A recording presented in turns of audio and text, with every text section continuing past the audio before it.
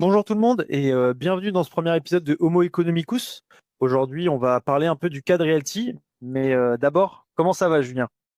Écoute David, ça va très bien. Oui, effectivement, on va se pencher sur l'affaire Realty, qui fait beaucoup parler d'elle en ce moment. David, peut-être qu'on peut commencer par une explication de ce que c'est Realty pour ceux qui les connaîtraient pas Oh, d'avance. ouais, pas de souci. Alors, Realty, en fait, c'est un gros acteur en investissement immobilier sur la blockchain, donc concrètement avec de la crypto-monnaie. Ils vont tokeniser, comme on dit dans le jargon, les biens. Donc, tokeniser, qu'est-ce que ça veut dire? Ça veut dire qu'en fait, ils vont fractionner en morceaux le bien immobilier et le mettre à disposition sur la blockchain. Il y a un intérêt derrière, c'est que avec le réseau Ethereum notamment, on peut avoir un smart contract. Donc c'est un moyen sur la blockchain de pouvoir donner une propriété à ce token, un peu comme avec les NFT. J'essaie de simplifier le plus possible. Il y a beaucoup de termes techniques, Voilà, mais voilà. même si vous vous en doutez bien, étant donné qu'il y a des biens physiques derrière, il y a quand même des contrats légaux qui relient à la blockchain. On ne peut pas rester uniquement dans l'environnement de la blockchain. Donc du coup, Tout à pour fait. en dire un peu plus sur Ilti, ils ont été créés en 2019, donc c'est le plus gros acteur d'immobilier tokenisé par deux frères, donc les frères Jacobson, qui par le passé, avait déjà monté une boîte immobilière à succès au Canada, qui était spécialisée dans l'investissement à Montréal. Donc, en fait, voilà, ils sont spécialisés dans tout ce qui est zone sinistrée, comme on va le voir avec Détroit. Aujourd'hui, ils gèrent 600 propriétés pour un peu plus de 65 000 investisseurs à travers le monde. Donc, c'est vraiment une boîte très internationale, à part aux US, puisque les personnes habitant aux États-Unis ne peuvent pas investir dans Realty, même s'ils vendent de l'immobilier aux US. Donc du coup, peut-être, David, on peut expliquer l'affaire Realty exactement. Qu'est-ce qui se passe en ce moment? Pourquoi ça fait beaucoup parler de Realty? Alors en fait aujourd'hui ce qui se passe c'est que Détroit, donc la ville principale où est investi Realty, ils ont 408 plus de 408 propriétés dessus.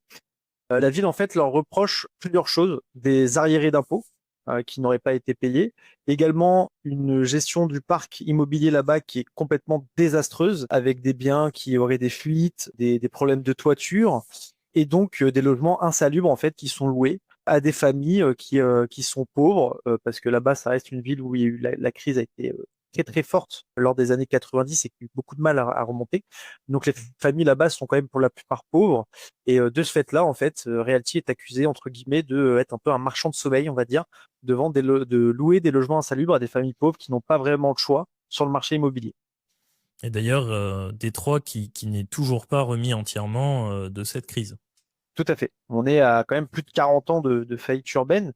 Donc c'est assez drôle qu'une ville reproche à une entreprise qui investit majoritairement dans sa ville pour quand même faire de l'immobilier, parce qu'il y a des opportunités, hein, comme partout. Hein. Faut pas oublier que ce que j'aime bien mettre en phase de crise, c'est le kanji chinois qui se mélange en fait de crise et d'opportunité. Donc pour vraiment dire que dans toute crise, il y a des opportunités à saisir et Realty a un peu vu ça comme ça dans la ville de Détroit. Donc la ville leur reproche quand même beaucoup de choses. Est-ce que derrière, il y a vraiment un scandale? Est-ce que c'est vraiment de leur faute? C'est un peu la démarche de défense de Realty. Donc on va vraiment échanger là-dessus pour éclaircir un peu le sujet, voir si vraiment il y a des torts de Realty ou est-ce que c'est une vaste arnaque, une vaste escroquerie. C'est un sujet qui est très intéressant, je pense, pour la communauté, que ce soit investisseur ou crypto-monnaie. Ça touche un peu les deux mondes. C'est intéressant pour un premier épisode. Voilà, donc pour situer un petit peu, aujourd'hui, Realty, entre toutes les contraventions, les travaux à faire, on parle vraiment d'investissement et du coup d'amende de plusieurs millions de dollars. Donc c'est vraiment pas anecdotique du tout. Et c'est pour ça que les investisseurs Realty sont aussi frileux par rapport à cette affaire, puisque ça peut vraiment changer le cours des choses pour Realty, qui était une boîte qui jusqu'alors avait une très belle croissance et tout allait très bien. C'est ça. Ils avaient une belle réputation et en plus, ce qui ne les aide pas dans ce scandale, entre guillemets, c'est le fait que les loyers sont gelés. pendant 90 jours, il me semble. De ce fait-là, les investisseurs ne peuvent pas toucher les rendements pour lesquels ils ont souscrit. Donc, ça crée une petite panique aussi sur le marché crypto à l'intérieur du marché realty, parce que voilà, sur la blockchain, on peut avoir son propre marché. Et donc dessus, on voit quand même des biens qui peuvent être décotés. Donc il y a peut-être des bonnes opportunités à prendre dessus. Mais on va d'abord étaler vraiment le scandale, comment c'est géré, comment Realty approche la chose. Ce qui est intéressant de voir dans un premier temps, je pense, c'est le modèle d'acquisition de Realty sur les biens immobiliers. Eux procèdent un peu comme on peut le voir sur les sites français avec la Première Brique ou autres. Ils font d'abord une levée de fonds en token. Donc les gens vont donner de l'argent à Realty pour qu'ils puissent acquérir le bien. Et ensuite, si ça se fait, les loyers sont versés avec une date prévue dans ce sens-là. Derrière, il y a quand même un contrôle qui est fait par leurs prestataires. Et c'est un peu là le sujet du dilemme, c'est que les prestataires auraient manqué à leurs obligations et auraient fait des rapports frauduleux. La question maintenant, c'est comment Realty a pu passer à côté de ces rapports frauduleux, parce qu'ils ont quand même 65 000 investisseurs.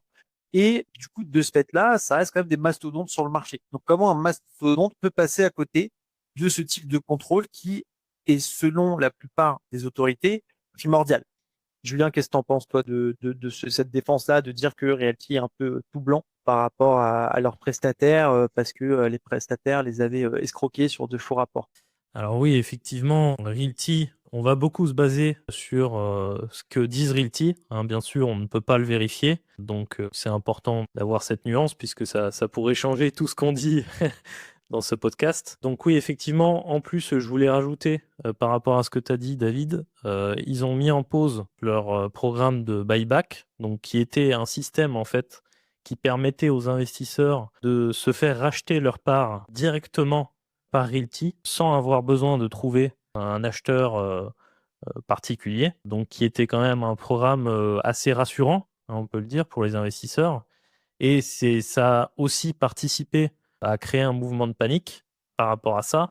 Donc oui, par rapport à la vérification, pour reprendre où on en était, des documents par Realty, au final, si on suit les déclarations de Realty, c'est vrai que, mis à part en allant vérifier sur le terrain, c'était très compliqué de se rendre compte avant des problèmes qui pouvaient être rencontrés, puisque Realty débloquait des fonds pour effectuer des travaux. Tout était sur le papier parfaitement normal. C'est là un peu le problème et c'est là toute la difficulté, c'est qu'en fait Realty, malgré le fait que ça soit une boîte avec beaucoup d'investisseurs, etc., il faut pas oublier que ça reste une start-up. Ils ont actuellement une vingtaine d'employés, donc il faut bien se rendre compte que oui, ils sont très forts dans la tokenisation, etc., mais pour gérer le parc, ils déléguaient à de nombreux prestataires et avec 20 personnes, c'est difficile de vérifier toutes les propriétés, ce qui se passe, etc. Donc ils se reposaient, entre guillemets, ils avaient entièrement confiance en leurs prestataires et c'est pour ça que ça a duré aussi longtemps et ils ont mis autant de temps à s'en rendre compte, puisque on va voir par la suite qu'ils s'en sont rendus compte même avant que les autorités portent plainte contre eux et ils ont pris des mesures pour y remédier. Mais voilà, ça explique aussi pourquoi Realty a mis autant de temps à s'en rendre compte, c'est qu'ils ont vraiment un parc démesuré par rapport à leur nombre d'employés. C'est vrai. Même d'un point de vue financier, ça peut s'expliquer. Ils ont, moi, le chiffre que j'ai, il date de 2023. C'est 21 employés. 21 employés pour 600 biens. Ça fait une trentaine de biens de par le monde à vérifier sur l'avancée des travaux, le déblocage des factures. Centaines de biens par personne. Ça fait quand même beaucoup de travail, surtout quand tu dois aller au Panama, au Brésil, à Détroit. Donc, on peut comprendre qu'ils se soient basés un peu sur la relation de confiance derrière. Ce qui est aussi intéressant à voir, c'est faire un parallèle un peu avec la gestion de parc, notamment en France, où il y a quand même des cas, notamment avec les HLM, d'immeubles qui sont restés insalubres très longtemps, où les travaux ne sont pas faits. Donc, est-ce que en finalité, ce scandale, cette négligence pour lesquels ils sont accusés, n'est pas quelque chose qui peut être commun quand on a un parc très grand et derrière des capacités humaines qui sont assez réduites pour vérifier le travail des prestataires? Pour moi, il y a quand même une certaine responsabilité dans le sens où un prestataire, c'est bien de lui faire confiance, mais il faut aussi aller vérifier. Est-ce qu'il y a eu des vérifications de Realty derrière sur le parc, mais que la coïncidence où le prestataire a orienté un peu cette vérification sur des biens qui étaient effectivement très bien suivis, très bien faits, où il n'y avait pas de manœuvre frauduleuse. Donc là, on serait vraiment du coup sur un point où la défense de Realty peut se tenir, c'est la manœuvre frauduleuse qu'ont eu les prestataires avec eux. Deuxièmement, d'un point de vue rentabilité, faut pas oublier qu'ils promettent une rentabilité aussi à leurs investisseurs. Pour cette rentabilité-là, il y a quelque chose qui est intéressant, c'est la gestion des coûts. Tu peux pas avoir une rentabilité énorme si tu as un collab par bien. Donc, ça veut dire que tu aurais plus de 600 ETP dans la boîte. Donc, un ETP, c'est un employé à temps plein. Donc, tu aurais 600 personnes qui géreraient un bien pour le chiffre de A à Z. D'un point de vue financier, ça serait intenable pour n'importe quelle startup, en sachant que c'est pas des licornes. Et ils ont pas levé des milliards pour pouvoir subvenir à leur budget marketing, leur coût en employés. Et puis Donc, c'est même intéressant. si, même s'ils avaient levé des milliards, voilà, comme disait David, ils ont une rentabilité promise qui est assez élevée comparativement à de l'immobilier standard. On est quand même très souvent sur des biens à plus de 10% de rendement. Donc c'est vrai voilà, à ces niveaux de rendement, il faut vraiment avoir optimisé toute la chaîne. Et d'ailleurs, on peut faire le parallèle avec leur expérience passée aux frères Jacobson. Je pense que si ce rendement est rendu possible, c'est aussi grâce à leur expérience du terrain qu'ils ont acquis dans leur précédente entreprise en rachetant des biens à Montréal qui étaient à peu près dans le même état que Détroit. Puis derrière, il y a aussi un intérêt pour Détroit. Avoir des logements qui sont vacants de base, qui deviennent plus propres avec des locataires à l'intérieur, ça permet aussi de dynamiser la ville avec des gens qui sont logés, moins de SDF, possiblement, comme il y a de plus en plus de monde, des entreprises qui viennent s'installer, et derrière, avoir une économie qui se relance. Il y a cet intérêt-là qui peut être aussi intéressant pour la ville.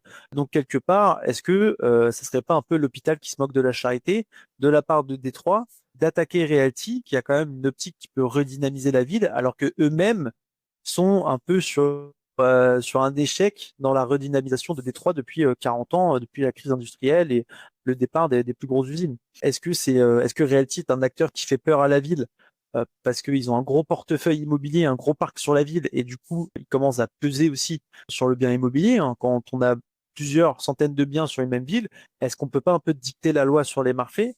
Est-ce que Realty derrière est vraiment tout noir comme veut le faire l'entendre la ville? Parce que la section 8 du droit US à Détroit prévoit une sorte d'APL jusqu'à 2200 $ par mois pour les familles les plus défavorables financièrement pour les aider à se loger.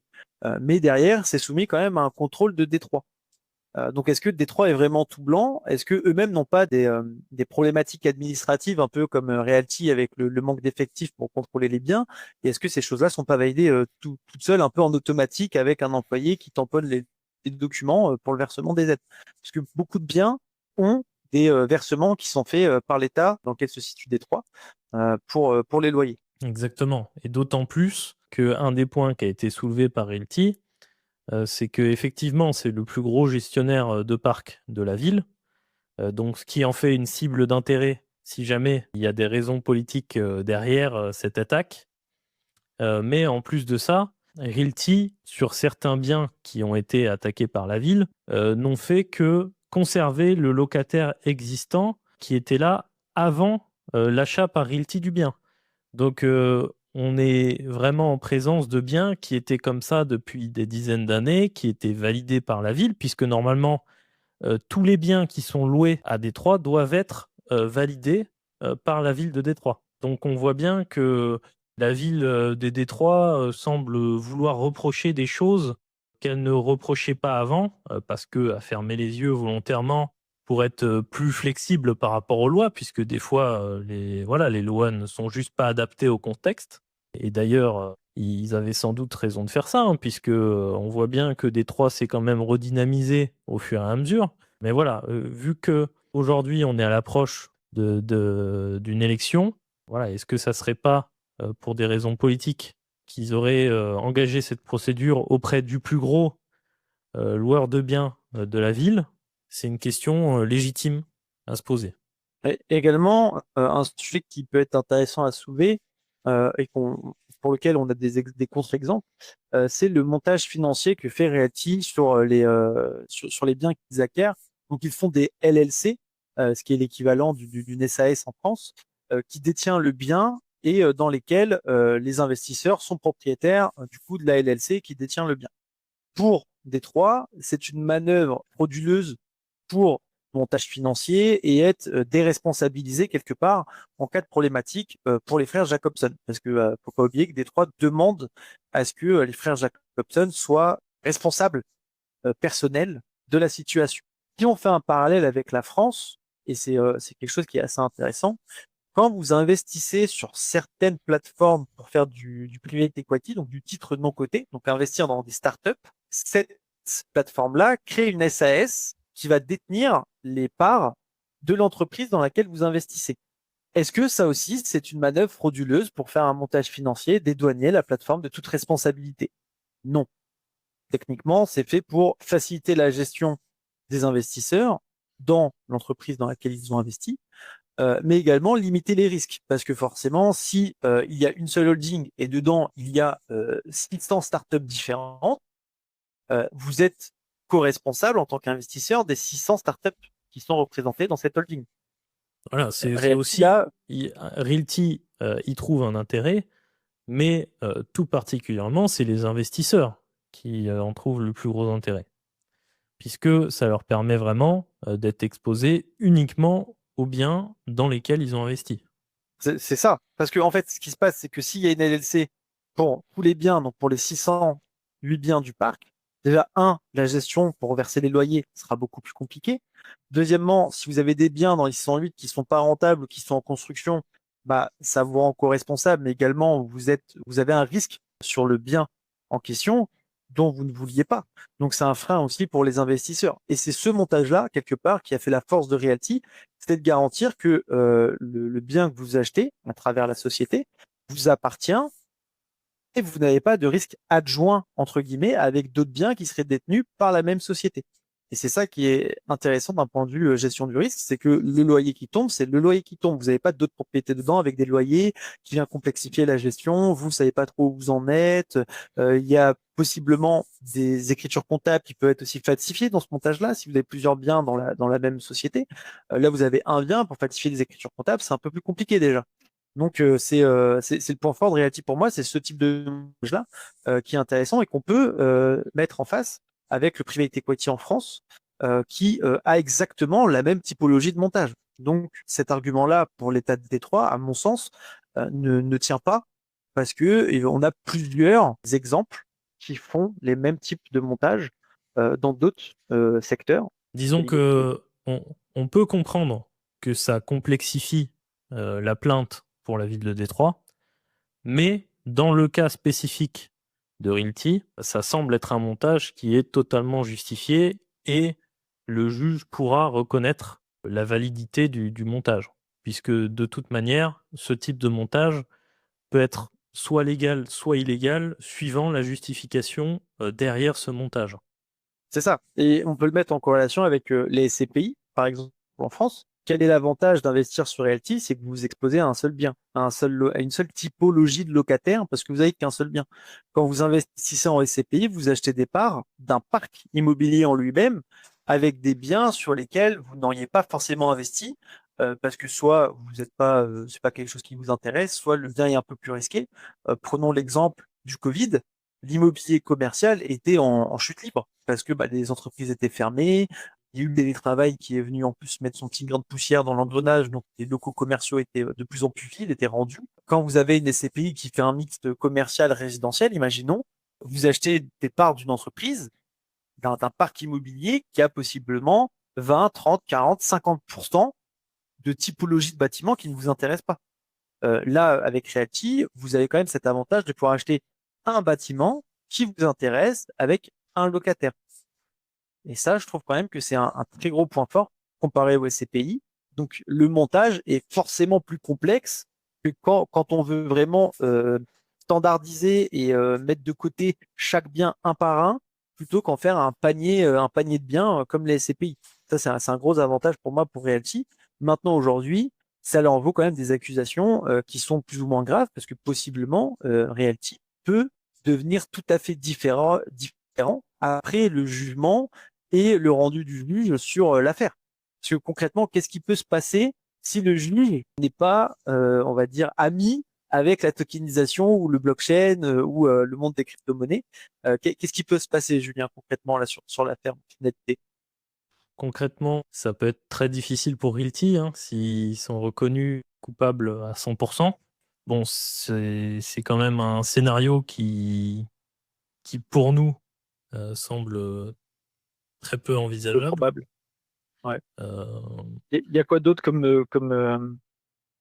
alors, on pourrait comme scénario? considérer Realty comme des victimes dans cette affaire, puisque ils ont été fraudés par leurs prestataires. Donc finalement, eux ont fait tout leur possible, toutes les vérifications nécessaires, mais voilà, il y a eu fraude.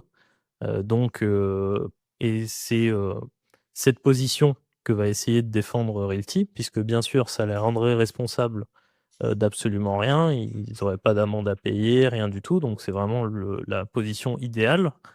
Donc, bon, malgré que ça soit avantageux pour Realty, c'est une situation qui est plus probable que le fait d'être considéré coupable à 100%, mais c'est quand même pas le scénario qui a le plus de chances d'arriver, puisque, entre guillemets, d'un point de vue légal, Realty a quand même eu, pas des manquements, mais une certaine forme de manque de vigilance par rapport à son parc.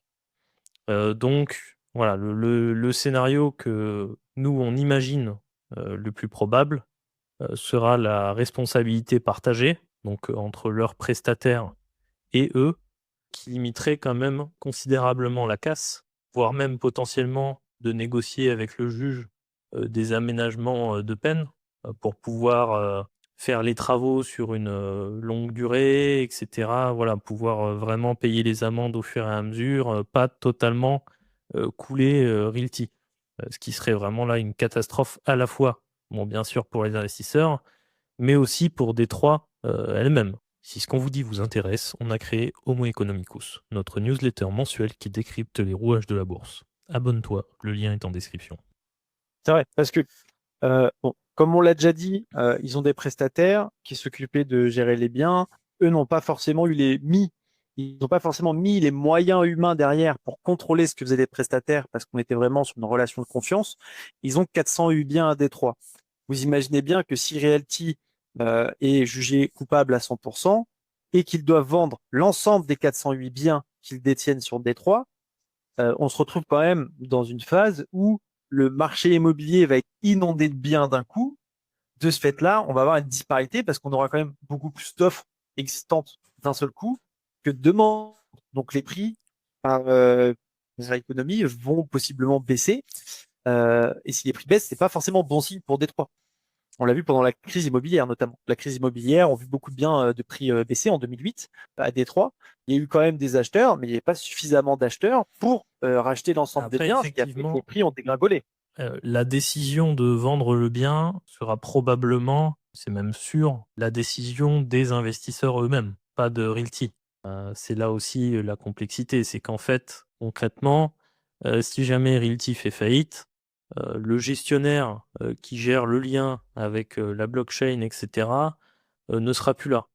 Donc là, ça serait vraiment, comme on disait, un scénario catastrophe, puisque même si en théorie, voilà, les investisseurs peuvent se réunir pour faire des votes en copropriété, etc., décider de quoi faire, etc., sans l'infrastructure de Realty, ça va vraiment complexifier les choses. Et notamment, en plus, vu que les tokens sont accessibles dès 50 euros, il y a beaucoup de petits porteurs. Donc, des gens qui possèdent 0,0001% de maisons vont probablement pas se donner la peine de venir à des réunions de copropriété, etc. Donc, Ouais, clairement.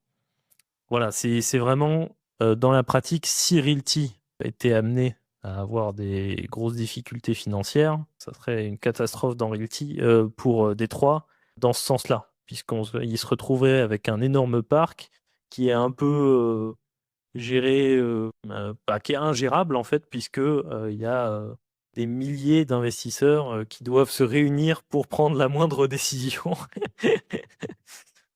Donc je pense que Non, c'est c'est vrai. pas souhaitable aussi pour la ville. ça deviendrait très compliqué pour la ville parce que du coup, elle se retrouverait à devoir gérer quand même des propriétés qui sont fragmentées, en sachant que sur Realty, vous pouvez acquérir que un tiers d'un bien maximum. Donc, ça fait qu'il n'y a pas de biens qui sont pleinement détenus par une seule personne. Vous avez à minima 3 personnes qui détiennent un bien sur Realty. Donc, quand vous avez 3 personnes, on se dit ça va, c'est gérable. Mais ils ont 65 000 investisseurs et ils ont 608 biens. Vous vous rendez compte quand même que quand on fait la parité sur les chiffres, ça fait à peu près 1000 investisseurs par bien en moyenne. 1000 investisseurs. Donc vous devez réunir 1000 personnes pour débattre sur un sujet de l'avenir du bien. Est-ce qu'on le garde? Est-ce qu'on le vend? Qu'est-ce qu'on fait? Tout le monde doit être présent. Je pense que c'est des choses qui seront à distance. Il faut être disponible. Vous avez aussi la notion du décalage horaire. Il faut que tout le monde soit dispo sur les mêmes heures. Il faut que ce soit des heures qui soient tenables. Qu'est-ce qu'on fait? Comment ça se gère? Donc, à mon sens, on est quand même sur un sujet qui est assez touchy parce qu'il y a des reproches de Détroit qui sont faits à Realty qui s'entendent. On peut les entendre à un manquement de contrôle et d'audit du travail des prestataires. Derrière, on peut comprendre aussi que Realty ne sont pas forcément assez staffés pour remplir ces critères-là. Maintenant, est-ce que c'est tort de leur part ou est-ce que c'est une stratégie pour avoir un bon rendement pour leurs investisseurs et attirer justement les investisseurs? Parce que sur ce type d'investissement, on va pas se mentir, ce qui fait venir les gens, c'est le rendement. Surtout, notamment en Europe, avec les taux qui étaient très très bas, c'est là où on a vu vraiment les investissements boursiers et exotiques, donc crypto-monnaies, montres, cartes Pokémon, etc., exploser parce que les gens étaient à la recherche de rendement et que l'éducation financière se fait un peu plus facilement. Donc, est-ce que vous seriez investisseur de Realty si vous proposez des rendements classiques en immobilier à 5-6%? Bah, d'ailleurs, pour rebondir sur ce que tu dis, David, on l'a vu même concrètement, puisque Realty a essayé de se lancer dans des propriétés un peu plus luxueuses, dans des quartiers un peu plus chers, et qui proposaient donc des rendements voilà, de 5, 6%, 7%, et les biens restaient des mois en vente sur la marketplace de Realty, puisque personne n'en voulait. Qui peut se comprendre quand en face, on a des opportunités à 10, 12, voire 18%, j'ai pu voir, une fois que c'était fini. Est-ce que vraiment on va investir sur du 6-7%, alors que quand on prend le discours un peu sur les marchés boursiers avec un ETF S&P 500, on fait 8% par an, c'est ce qu'on entend vraiment le plus souvent. Est-ce que vraiment un investisseur qui cherche qui est un peu débutant en la matière, qui ne connaît pas forcément, qui maîtrise pas forcément, va aller chercher du 6-7%, alors qu'en face, avec la bourse, là où il n'y a pas de tokenisation, où on est sur quelque chose de moins exotique, on peut avoir du 8% sur papier également. Donc, ils sont obligés quelque part de faire des économies d'échelle, avoir peu d'employés par rapport à leur taille. 21 employés, c'est très très peu pour avoir des rendements parce que plus il y a d'intermédiaires, plus il y a de strates dans une entreprise, plus derrière il y a des frais qui se mettent en plus dans l'investissement et du coup ça devient aussi une barrière. Comme tu l'as dit, Julien, 50 € pour investir dans une phare de maison, ça reste très très peu. Aujourd'hui, en France, on a la première brique qui fonctionne sous obligation. On n'est pas vraiment détenteur. Il ne faut pas oublier qu'on a eu des acteurs en France qui ont promis d'être détenteurs de biens, un peu comme Realty, détenteurs de biens dans un certain pourcentage avec des loyers versés tous les mois, etc. Cette entreprise-là a revu sa copie en faisant des obligations parce que quand les loyers n'étaient pas payés, on payait pas les investisseurs. Il y a eu des biens où on avait du 8 à 10% de rendement promis en finalité. Il n'y avait pas assez de tension locative, donc on se retrouvait avec des rendements plutôt de l'ordre de 1 à 2%. Donc forcément, ça posait des problèmes. Donc voilà, c'est vraiment des stratégies qui sont prises par Realty et je trouve ça intéressant comme façon de fonctionner sur son investissement, notamment en crypto-monnaie, où il y a quand même entre guillemets une garantie de propriété de par la tokenisation avec le certificat qu'on peut avoir sur la blockchain Ethereum. Je trouve ça très intéressant. Maintenant, effectivement, la question se pose sur la gestion qu'on a du parc derrière. Est-ce que Realty doit réincorporer cette gestion en interne, revoir avec des prestataires ou changer de prestataire complètement pour éviter de nouvelles surprises sur la gestion de leur parc? De toute façon, je pense que c'est un processus qui est naturel dans la croissance d'une boîte, d'essayer d'internaliser au fur et à mesure le maximum de choses pour avoir le contrôle le plus fin possible. Et c'est d'ailleurs ce qu'on a commencé à voir, puisque quand Realty s'est réellement rendu compte des dégâts en 2024, Donc, bien sûr, ils ont mis fin à la collaboration avec leurs prestataires qui géraient le parc. Mais en plus de ça, ils ont créé leur propre entité interne, donc qui s'appelle New Detroit Property Management, qui va reprendre la gestion directement. Donc, dès 2024, donc bien avant que la ville de Détroit les attaque, ils ont mis en place un plan pour financer les travaux, payer les amendes, etc. Ils ont déjà commencé à en payer une bonne partie, même si c'était tellement énorme que voilà, et même s'ils ont déjà investi 2 millions d'euros dans les travaux, il reste encore beaucoup de travail à faire, et ça se fera sans doute sur plusieurs années. Et pareil pour les amendes. Donc voilà, c'est un processus qui était déjà en cours avant la plainte de Détroit. Donc le juge ne pourra sans doute pas reprocher à Realty d'avoir fait la sourde oreille et d'avoir voulu empocher les loyers sans jamais rien faire. Contrairement à ce que reproche la ville à Realty. Voilà, ce qui va dans notre sens, et c'est pour ça qu'on dit qu'il y a très peu de chances qu'il soit considéré à 100% coupable, puisque Realty a vraiment, a priori, tout mis en place pour pouvoir corriger le tir. Notamment en plus, donc un des problèmes qui a fait que Realty a tardé à se rendre compte des choses, c'est que les locataires se plaignaient, oui, mais à qui? Ils se plaignaient aux gestionnaires. Donc forcément, ça ne remontait jamais aux oreilles de Realty. Et donc là, ce qu'ils ont mis en place avec, en plus de leur entité interne qui gère le parc maintenant à Détroit, ils ont mis une hotline qui est disponible pour joindre Realty et qui est gérée par une ONG locale. Donc ça va vraiment améliorer les retours auprès de Realty en faisant sauter un intermédiaire qui peut potentiellement, comme on l'a vu dans cette affaire, être corrompu. Il y avait une question qui était intéressante, qui était qui est le vrai coupable, la cupidité, l'incompétence ou le système. Dans ce que tu dis, moi, ce que je relève, c'est que le vrai coupable serait la cupidité. Parce que, en fait, il y a quelque chose qui est intéressant dans le système de Realty. Donc, ils ont leurs prestataires, leurs gestionnaires de parc. Leurs gestionnaires de parc ne sont payés que si le bien est loué et qu'un loyer est versé. S'il n'y a pas de loyer versé, le gestionnaire de parc n'est pas payé. Donc, le prestataire gestionnaire de parc avait un intérêt à ne pas faire remonter les plaintes des locataires, parce que qui dit travaux dans le bien dit locataires qui doivent être relogés, loyer non encaissé, et le gestionnaire de parc de ce fait-là n'est pas payé. Alors qu'avec 408 propriétés, si le gestionnaire n'avait ne serait-ce que 30-40 propriétés, ça représente quand même des sommes colossales d'argent qui lui étaient versées. Mais si les 40 propriétés doivent être rénovées et les locataires délogés, pas de loyer, pas de chiffre d'affaires et du coup de la perte financière pour le gestionnaire de parc. Donc pour moi, le vrai coupable dedans, ça serait la cupidité du gestionnaire. Mais derrière, il y a aussi une petite pointe, un assaisonnement d'incompétence au niveau de la gestion du parc de par Realty, mais pas une incompétence qui était voulue, une incompétence qui est induite par leur façon de voir les choses, parce qu'il n'y avait pas forcément de contrôle et on marchait sur la confiance. Et ça, pour moi, c'est quelque chose quand même qui a une importance. Il y a un credo que j'utilise souvent qui est la confiance n'exclut pas le contrôle, et Realty a peut-être oublié ça. Ils avaient trop confiance en leurs prestataires et ne sont pas allés faire le contrôle quand même derrière. Ils sont basés peut-être sur les remontées, les audits documentaires que faisaient les prestataires.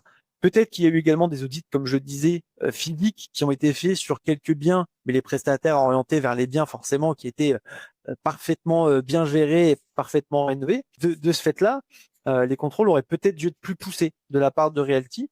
Mais effectivement, comme toi, je penche plus sur quelque chose comme co-responsable mais amoindri. Si Realty peut prouver que les prestataires donnaient de la documentation fallacieuse et ne faisaient pas remonter les plaintes des locataires, que eux avaient un intérêt économique là-dedans, à mon sens, ce qui est probable, c'est qu'ils se jugeaient co-responsables parce qu'ils avaient des manquements sur leurs outils de contrôle, mais dans une moindre mesure, on va dire à 20%, et 80% les prestataires responsables parce que eux avaient un intérêt économique derrière et l'ont fait volontairement. Exactement, ouais.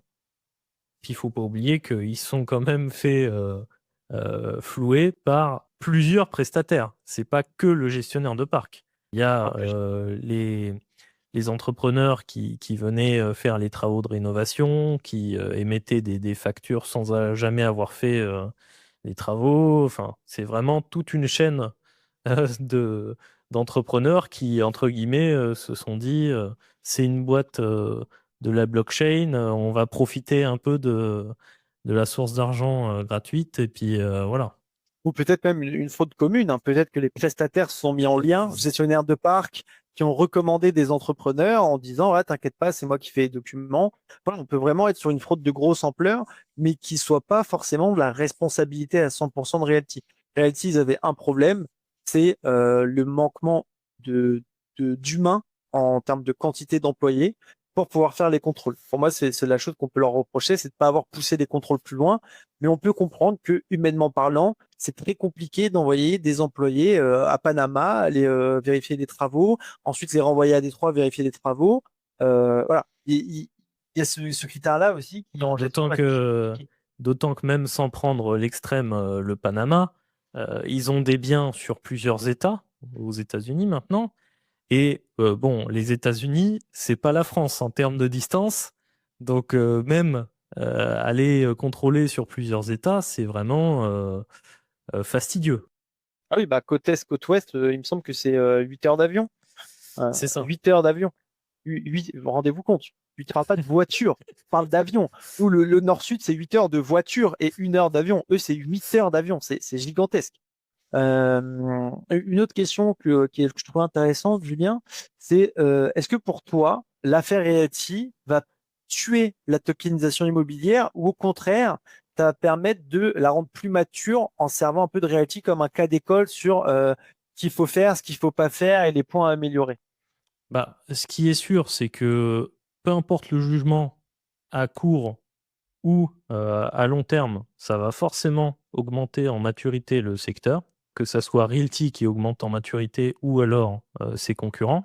Après, voilà, si jamais Realty perd est déclaré à 100% responsable, il y a quand même de grandes chances pour que Realty n'ait pas le temps d'augmenter en maturité. Mais Forcément. voilà, ce qui est sûr, c'est que pour l'écosystème, si Realty gagne et est déclaré comme victime ou alors un minimum co-responsable, ils augmenteront bien sûr en maturité, et on pourrait même quasiment dire qu'ils ont déjà augmenté en maturité depuis 2024 avec l'internalisation de leur gestionnaire de parc.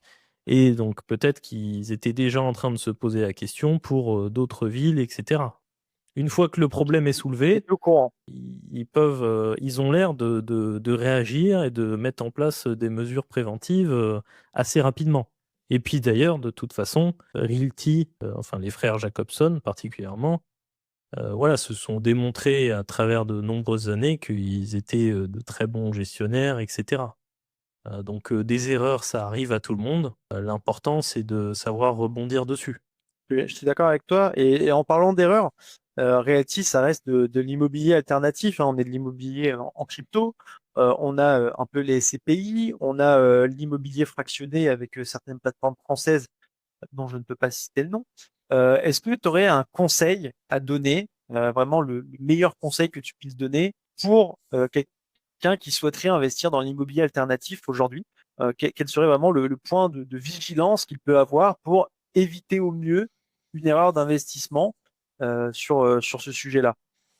Bah alors, ce qu'il faut pas oublier, c'est que Realty, c'est très bien, ça apporte des bons rendements, sauf que on cumule quand même beaucoup de risques, puisque déjà, on est sur la blockchain. Donc, qui dit blockchain dit risque technologique.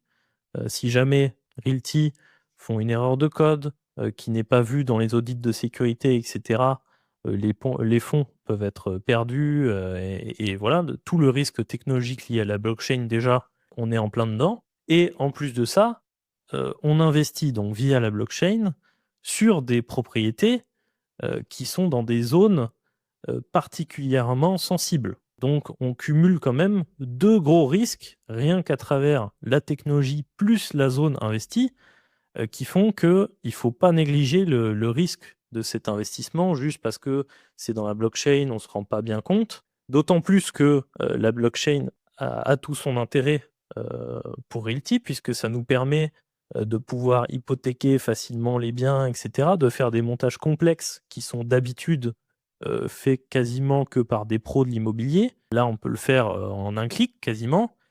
Et donc, il faut vraiment prendre conscience de tous les risques de nos actions. Et ça peut être compliqué, voilà, pour les débutants. Donc, ce que je conseillerais particulièrement, si vous avez envie d'investir sur Realty, ça peut être une bonne chose suivant votre profil. Mais faites attention avec les outils puissants que met à disposition Realty par rapport à cette tokenisation, puisque ça peut vite vous brûler les doigts. Bah écoute Julien, je te remercie, parce que c'est vrai que c'est important. Aujourd'hui, les gens sont de plus en plus à la recherche de rendement. L'inflation fait qu'aussi les budgets alloués forcément à l'investissement peuvent être un peu plus bas.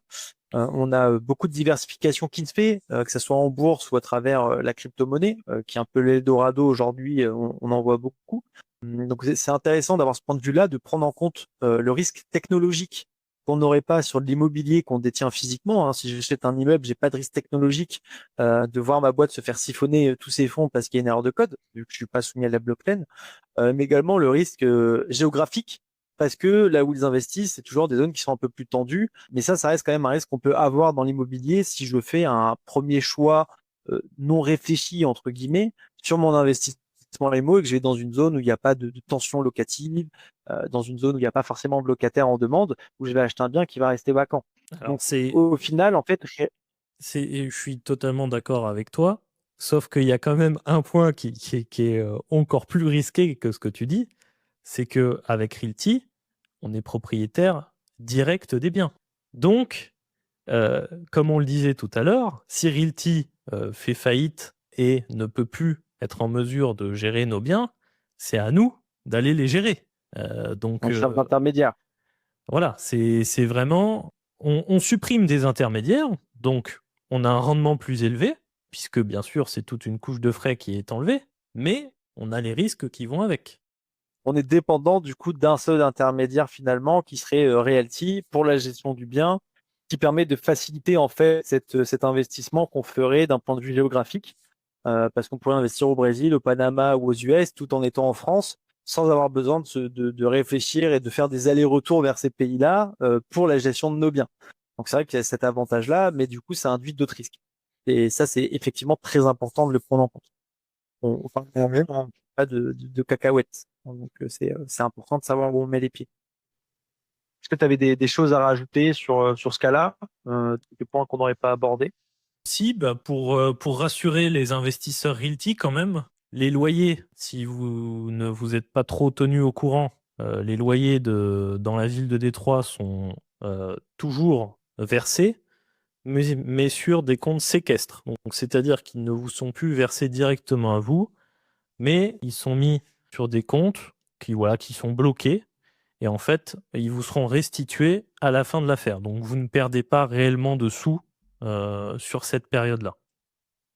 C'est quelque chose qui est important de préciser, en sachant que c'est pas quelque chose qui est anormal. Hein. En France, on a le même type de fonctionnement, notamment quand un propriétaire ne paye pas ses taxes. Le gouvernement peut demander au locataire de verser les fonds sur un compte séquestre, ou aussi si le bien est insalubre pour une remise en état, les loyers peuvent être versés sur un compte séquestre et après être reversés au propriétaire. Donc c'est un fonctionnement qui est anormal. Il n'y a pas vraiment d'inquiétude à avoir parce que c'est pratiqué par plusieurs pays. Je pense que c'est important aussi de préciser qu'on n'est pas sur quelque chose qui est propre aux US, c'est quelque chose qui peut s'appliquer aussi en France. Donc effectivement, à mon sens, Realty reste une bonne opportunité pour mettre un pied dans l'immobilier tokenisé de par leur taille, de par leur façon de faire aussi, hein, parce qu'il faut pas oublier que les frères Jacobsen ont quand même une grosse expérience sur le marché immobilier et jusqu'à aujourd'hui, donc ça existe, il me semble, depuis 2019, Realty. C'est ça. Jusqu'à aujourd'hui, ils ont quand même très bien géré leur parc, si ce n'est ce scandale, si on peut dire, qui leur est reproché. Mais au final, quand on décortique un peu l'affaire, on voit quand même qu'ils avaient un œil sur leurs investissements parce que avant la plainte de la ville de Détroit, ils ont mis en place des choses en changeant de prestataire, en internalisant. Donc ils sont quand même actifs. Ils sont pas là juste à regarder et dire ah, là, nos prestataires ils font n'importe quoi, et bah tant pis. Donc ça c'est également important. Ils sont vraiment très inclus dans leur propre entreprise et donc on n'est pas juste sur une entreprise pour de l'argent. On voit Et qu'ils ça c'est gardent la tête intéressant. froide. C'est ça. Ils font les choses. Ils font ce qu'il y a à faire. Ils ont vu qu'il y avait des manquements. Ils ont mis les choses en place. Et ça c'est important parce que c'est pas toutes ces boîtes qui le font. Il y a des entreprises qui voient les problèmes et qui ne mettent pas forcément les choses en place en face parce que c'est un coût, parce que ça va réduire la rentabilité pour les investisseurs sur l'entreprise. Eux n'ont pas eu peur de ça, au contraire, ils ont fait les choses parce que pour eux, ils avaient plusieurs avantages, notamment l'avantage financier de éviter des amendes et des fonds qui sortent sur des travaux qui ne sont jamais effectués, mais également d'un point de vue, on va dire entre guillemets politique, de pouvoir rassurer les investisseurs, notamment pour le futur, en disant, voilà, on a eu des problèmes avec le prestataire, on a internalisé Détroit pour que ça soit mieux géré et qu'on sache vraiment ce qui se passe. Et puis je pense que ce virage à 180 degrés qu'ils ont effectué en internalisant a en fait probablement été rendu possible par leur petite taille d'équipe, qui fait qu'ils sont très flexibles, etc., comparé à une énorme boîte qui aurait des centaines, voire des milliers de salariés. Donc en fait, voilà, ce qu'on leur reproche peut aussi être un avantage dans certaines situations.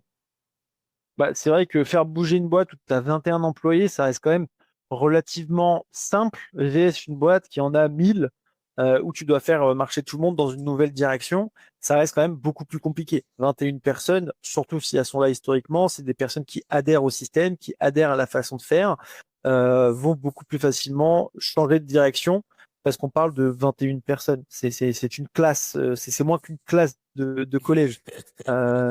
Donc au final, ça se fait quand même relativement facilement VS 1000 personnes. Enfin, vous imaginez bien qu'envoyer une sortie de collégiens dehors et et les encadrer, c'est relativement plus simple que de devoir faire sortir tout le collège et les encadrer en parallèle. Donc effectivement, leur petite taille qui peut leur être reprochée sur les manquements de contrôle reste un gros point fort pour l'amélioration de leur process et l'internalisation de ceux-ci.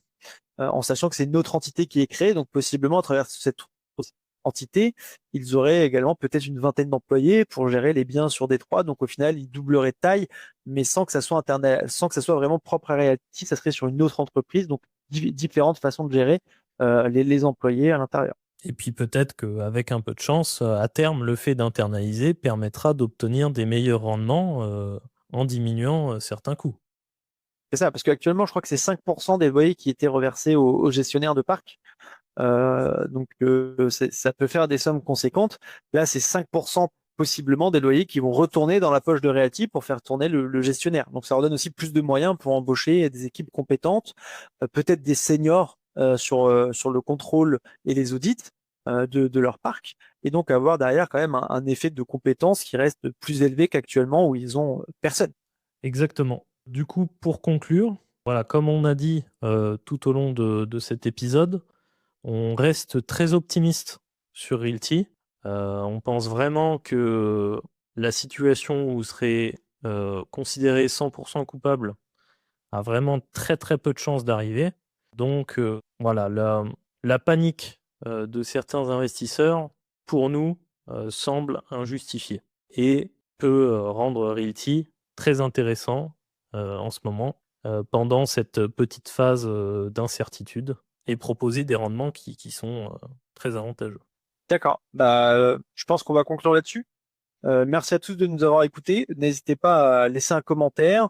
Si vous êtes sur une plateforme de podcast, à nous laisser une petite note, une petite étoile, ça fait toujours plaisir. Et si vous êtes sur YouTube, un pouce bleu et un commentaire. Voilà, le petit call to action pour nous aider. Ça fait toujours plaisir. Merci à tous. Bon, écoute, on vient de décortiquer l'affaire Realty pendant 1 heure. Tu as maintenant toutes les cartes en main pour te faire ton propre avis. Si tu découvres Realty avec cet épisode ou si tu hésitais encore, il y a de bonnes affaires en ce moment. Passe par notre lien en description, ça te coûte rien et ça nous soutient.